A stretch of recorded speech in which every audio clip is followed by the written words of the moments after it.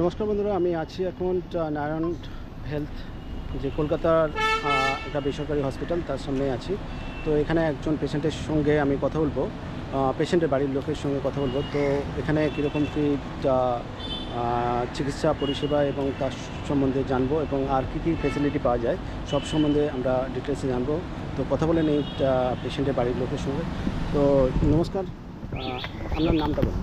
সতীন্দ্রনাথ হালদার।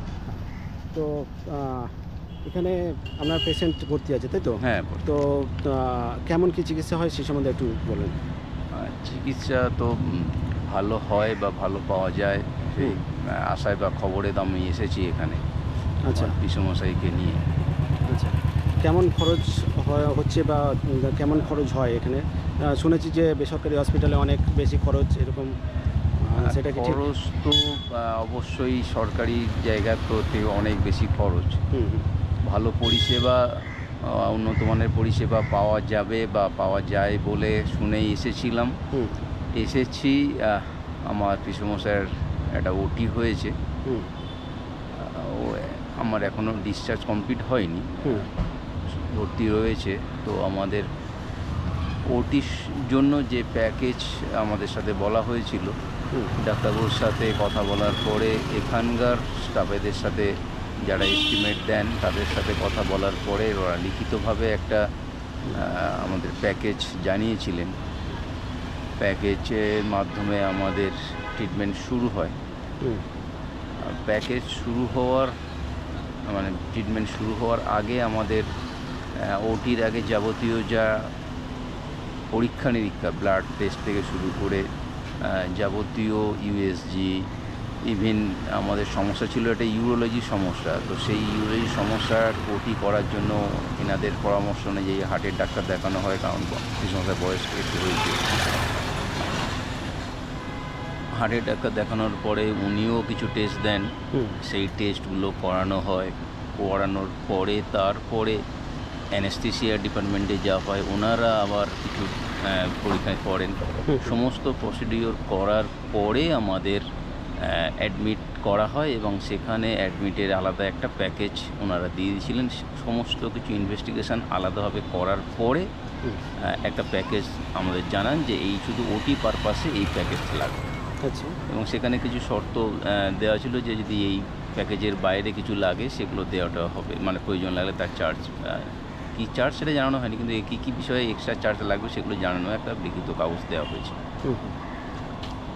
এখন যেটা দেখছি আমার এখনও কমপ্লিট হয়নি, তার মধ্যেই আমার এক্সট্রা চার্জ বেশ অনেকটাই। আমার 84,000 মতো প্যাকেজ ঘোষণা হয়েছিল, দিয়েছিল, কথা হয়েছিল। আমার অলরেডি 1,19,000 টাকার মতো বিল করে দিয়েছে।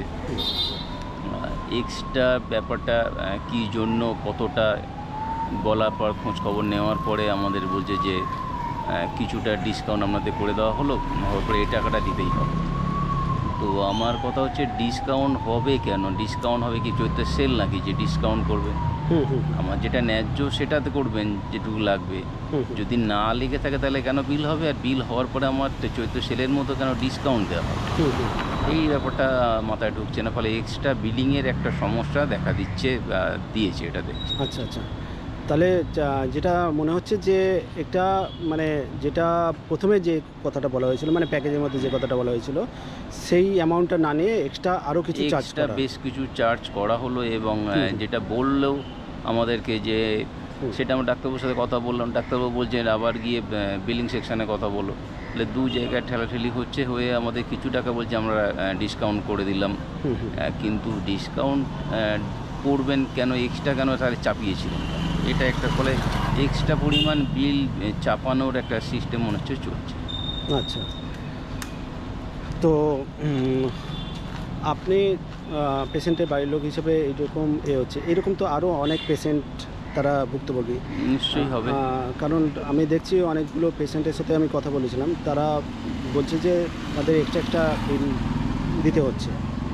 ঠিক আছে, সেখানে বিলিং সেকশানে গিয়ে তারা রীতিমতো একটা ঝগড়ার পরিস্থিতি তৈরি হচ্ছে যে কেন এত এক্সট্রা বিল কোথা থেকে আসছে।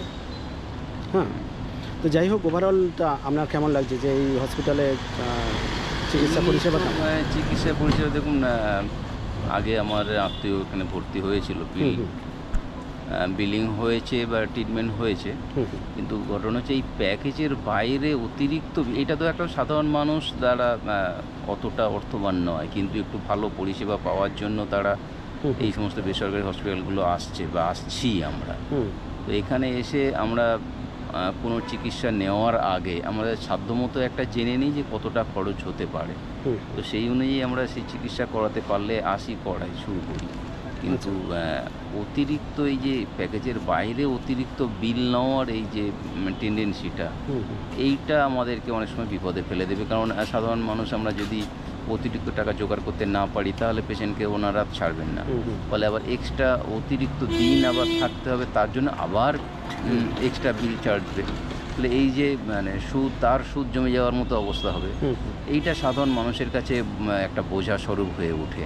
আচ্ছা, এটা কি শুধুমাত্র এই হসপিটাল নাকি এই কলকাতার বড় বড় যে সমস্ত ধারণা নেই, তবে শুনেছি এই এক্সট্রা বিলের সেই সিস্টেমটা প্রায় হসপিটালগুলোতেই রয়েছে। প্যাকেজের বাইরেও অতিরিক্ত টাকা নেওয়ার বিভিন্ন কারণ। আমরা সাধারণ মানুষ বা যারা চিকিৎসা নিতে আসি, আমরা তো এদের মেডিকেল টার্ম কন্ডিশন এত কিছু বুঝি না। আমরা মুখের কথায় বাইরে লিখিত দিলে যে এত হাজার টাকা এই ট্রিটমেন্টের জন্য লাগবে, এরপরে যে অতিরিক্ত সেই প্যাকেজে ওনারা হিডেন টার্ম কন্ডিশন দেখিয়ে দেন, সেগুলো আমরা বুঝি না, ফলে সেই পয়সাগুলো দিতে বাধ্য থাকি। ফলে এইগুলো একটা সমস্যার জায়গা তৈরি হয় আমাদের মতো সাধারণ মানুষের কাছে, যারা একটা আশা নিয়ে থাকে যে এই টাকার মধ্যে আমার সমস্ত ট্রিটমেন্টটা হয়ে যাবে। যখন এক্সট্রা অনেকটা টাকা বেয়ার করতে হয়, আমরা সবসময় পেরে উঠি না বা জোগাড় করে সমস্যা হয়ে যায়, সেটা অতিরিক্ত চাপ। ফলে এই জিনিসটা একটু সমস্যায় ফেলে পড়ছি সাধারণ মানুষকে আমাদের। আচ্ছা, আর স্বাস্থ্যসাথী একটা সরকারি পরিষেবা আছে, এইটার থেকে কি কোনো সুবিধা পাওয়া যায় এখান থেকে?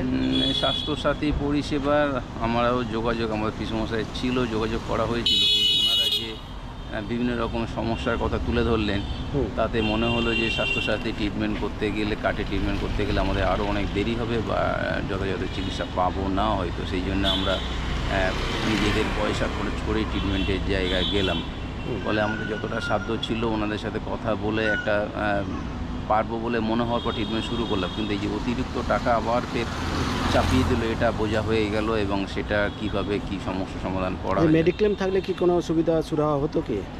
মেডিক্লেম থাকলে তো অবশ্যই সুবিধা হতো, সেই কোম্পানি বেয়ার করতো বা এক্সট্রা চার্জই হতো না, হয়তো কোম্পানি বুঝতো। কিন্তু যেটা আমাদের ক্যাশে ট্রিটমেন্ট করা হচ্ছে, ফলে এটা জ্বালাটা আমাদের লাগছে, অতিরিক্ত টাকার বোঝাটা।